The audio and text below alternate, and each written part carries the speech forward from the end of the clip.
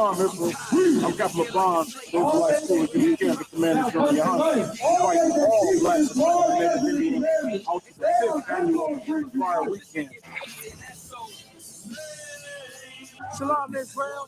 Come to the Fire Weekend, man, in Chicago. Midwest Fire Weekend. You know how we get down. July 21st to the 24th.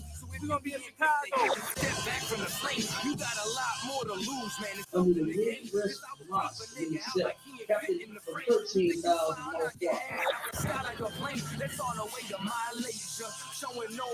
July 21st, we got 12 children behind me with the scripture breakdown class, followed by Captain Tagaria and Captain Kapazov across the line ring. You know what I'm saying? We got the Bantu Festival coming back. We got the election coming. We're going to kick off the election with Captain I.S.U.P.K, Captain Kadazak, and Kazak Yad. It's going to be called Fort Columbus Camp.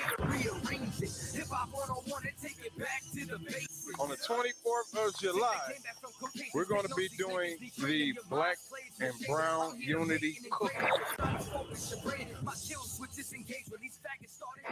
Shalom, Israel, to all my blacks, Hispanics, and Native Indians.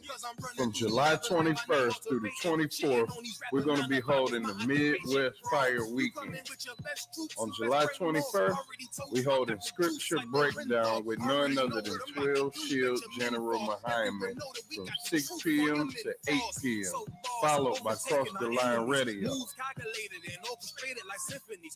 On July 22nd, we're going to be having camp on the Magnificent Mile from 11 a.m. to 5 p.m. And guess what? Commanding General Yahanna will be speaking at 3 p.m.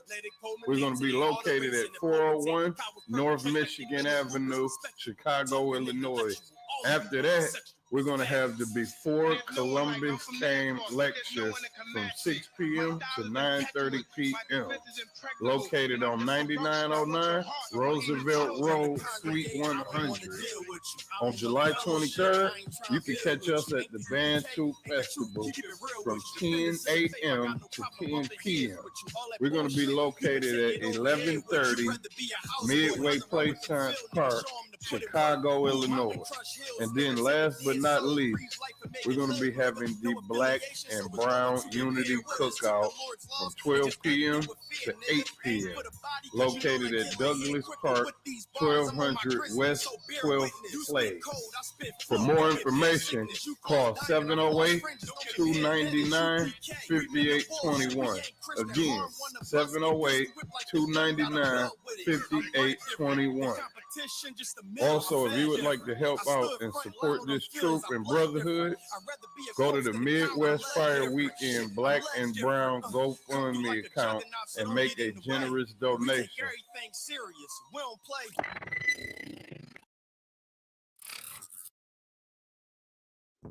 What's good now? I'm about to get a jump.